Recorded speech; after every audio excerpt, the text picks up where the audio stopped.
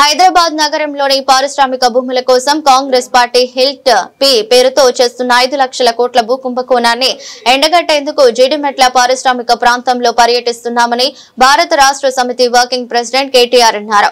కుత్బుల్లాపూర్లోని షాపూర్లో హమాలీలతో మాజీ మంత్రి కేటీఆర్, ఎమ్మెల్యేలు మాధవరం కృష్ణారావు, వివేకానంద గౌడ్, పల్ల రాజేశ్వరరెడ్డి, ఎమ్మెల్సీ సంబిపూర్ రాజు మరియు ఇతర స్థానిక నాయకులు మాట్లాడారు.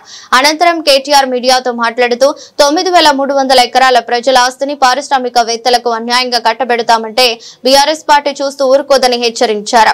రేవంత్ రెడ్డి ఇచ్చే ఆషాఢం ఆఫర్లో భూములు కొంటే 3 ఏళ్లలో తాము వచ్చాక ఈ పాలసీని ఖచ్చితంగా రద్దు చేస్తున్నామని పారిశ్రామికవేత్తలకు విజ్ఞప్తి చేశారు. నేను ప్రభుత్వానికి చెప్పేది ఒకటే, మీరు ఈ 5 లక్షల కోట్ల ప్రభుత్వ ఆస్తి ప్రజల ఆస్తి, ప్రభుత్వ ఆస్తి అంటే ప్రజల ఆస్తి, దీన్ని సరైన పద్ధతిలో వినియోగించండి.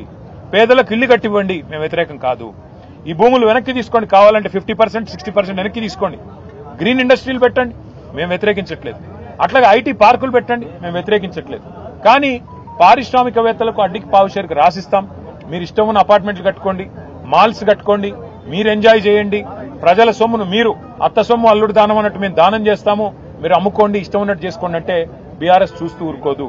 నేను పారిశ్రామికవేత్తలు కూడా చెప్తా ఉన్నా, మీరు ఈ ప్రభుత్వం ఇచ్చే ఆషాఢపు సేల్ ఆఫర్ లాంటి ఆఫర్లు తీసుకొని మీరు 4 డబ్బులు కట్టి ఇది మాది అయిపోతుంది అని మీరు అనుకుంటే మీరు పప్పులో కాలేస్తున్నారు. ఖచ్చితంగా మళ్లీ వచ్చేది బీఆర్ఎస్ ప్రభుత్వమే. మేము ఈ HILTP అనే పాలసీ ఏదైతే ఉందో దీన్ని ఖచ్చితంగా రద్దు చేస్తాం. ఇవాళ ఎవరైనా డబ్బులు పెడితే మీరు నష్టపోతారు. ఇక్కడ కార్మిక నాయకులతో మాట్లాడినాం, వారు అంటున్నారు ఈ ప్రాంతంలో 3-4 లక్షల మంది కార్మికులు ఉన్నారు, మరి మేమెక్కడ పోవాలా అని వారు మాట్లాడుతున్నారు. అంటే నిజంగా ఒక పరిశ్రమను తరలించాలంటే కూడా కొంత ప్లానింగ్ ఉండాలి. నీ తమ్ముళ్ళు, నీ చుట్టూండే రియల్ ఎస్టేట్ బ్రోకర్లు వాళ్ళందరూ కలిసి భూములను అగ్రిమెంట్లు చేసుకుంటున్నారు. 6 నెలలుగా నడుస్తుంది దందా. ఇలా పాలసీ బయటకు వచ్చింది, ప్రభుత్వం గింగిరాలు పడుతుంది. ఇప్పుడు పాలసీ ఎట్లొచ్చింది బయటికి ఎట్లొచ్చింది? నీ దోపిడీ ఆపనికి ఎవడో తెలంగాణ బిడ్డ, నిజాయితీ గల్లోడు, గుండె ధైర్యం ఉన్నాడు బయటికి చెప్పిండు. తప్పే ఉందా అలా? అంటే నువ్వు దోపిడీ చేస్తుంటే అడ్డుకుంటే నీకు నొచ్చినది చెప్పు, అసలు ఎందుకు దోపిడీ చేస్తున్నావు దాని మీద చెప్పు.